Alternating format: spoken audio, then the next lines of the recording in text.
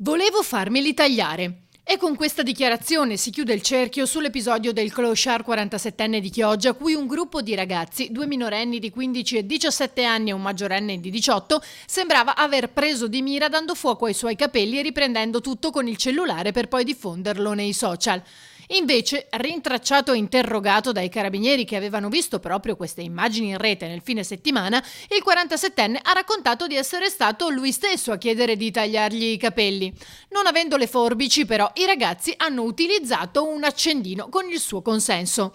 Nel filmato gli investigatori notano che l'uomo in effetti non si lamenta né cerca di difendersi. Stessa versione fornita dai 3 convocati successivamente in caserma. Per il 47enne, tra l'altro, nessun danno da ustione.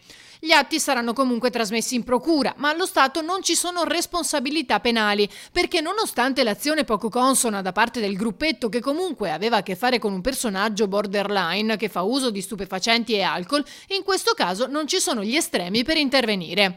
Per la città resta comunque un gesto da condannare. Non deve passare come una goliardata, ha commentato il sindaco Ferro. Sono episodi che lasciano sconcertati, continua, e denotano il grave disagio in cui vive la popolazione minorile di Chioggia e non solo. In città il clochard è molto conosciuto. Pur avendo una famiglia, preferisce rimanere in strada o nascondersi nelle barche. A ottobre scorso, infatti, è rimasto coinvolto in un incendio divampato in un'imbarcazione a causa di una candela. La capitaneria sta ancora indagando sul fatto, probabilmente di origine colposa.